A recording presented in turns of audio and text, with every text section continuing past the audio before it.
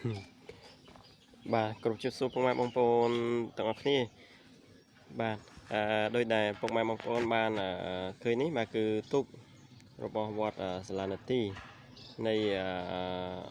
ភូមិឆ្លងស្រុកឆ្លងបាទខេត្តកញ្ចេះយើងហ្នឹងបាទគឺ លោកគ្រូគឺល្អខ្លាំងណាស់គឺរកបានដើមកុកីចំនួន2ដើមបាទដែលយកចេញពីក្នុងព្រៃមក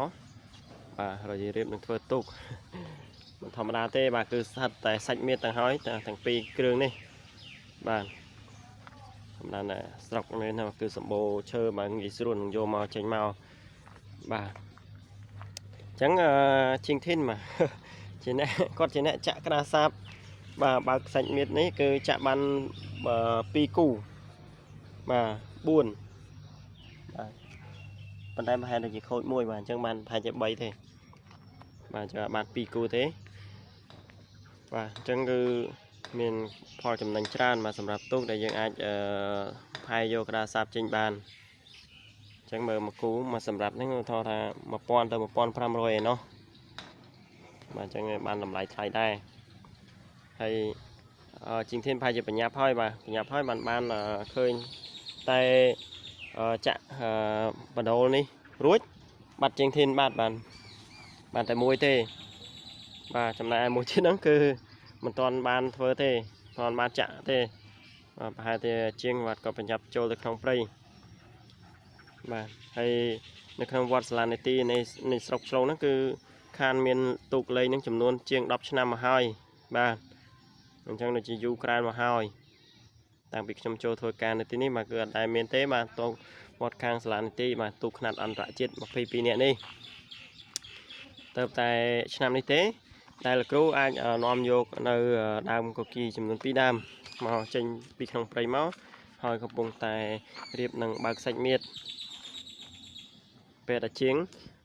រួចពីខាងវត្តពោធិហាន់ជីលើហើយបាទនឹងបន្តមកធ្វើទូកនៅក្នុងវត្តសាលានេតិនៃស្រុកឆ្លងបន្តទៀតបាទអញ្ចឹងយើងនឹងបានឃើញបាទហើយចំណុះអីលោកគ្រូថាប្រហែលជាយកអ្នកចំណុះភូមិនឹងហើយបាទអញ្ចឹងបាទបន្ទាប់ពីការធ្វើហើយបាទអេដមីនសូមជូនពរឲ្យទូកបាទរបស់វត្តសាលានេតិនេះបាទមានល្បឿនកាន់តែលឿនដើម្បីលើកឈ្មោះបាទខាងទូកនៅក្នុងវត្តសាលានេតិនេះឡើងវិញបាទធ្លាប់តែមានឈ្មោះល្បីល្បាញដែរបាទទូកកាលមុនបាទ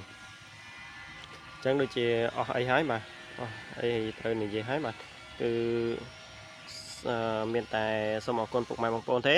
បាទអរគុណពុកម៉ែបងប្អូនដែលតែងតែតាមដានទស្សនាវីដេអូរបស់ admin រហូតមកបាទទោះបីជាតិចឬក៏ច្រើនក្តីបាទពុកម៉ែបងប្អូនបាទតែងតែ control ស្នាដៃផលិតមេតិកាវីដេអូរបស់ admin រហូតមកបាទអ្នកខ្លះទៅក៏មិនចូលចិត្តទៅក៏អស់រំលងទៅបាទអ្នកក៏ចូលចិត្តទៅក៏គាត់ចេះតែតាមដានដែរបាទធម្មតាយើងធ្វើវីដេអូមិនមែនចេះតែមានអ្នកពេញចិត្តទាំងអស់នោះទេបាទមានអ្នកខ្លះទៅក៏គាត់មិនសូវចូលចិត្តទៅបាទអញ្ចឹងបើគាត់ថាអ្នកខ្លះក៏លឺសំឡេងទៅក៏មិនសូវចេះចិត្តទៅគាត់ឲ្យគាត់អស់រំលងទៅបាទអញ្ចឹងមានតែប៉ុណ្ណឹងបាទអញ្ចឹងសូមអរគុណ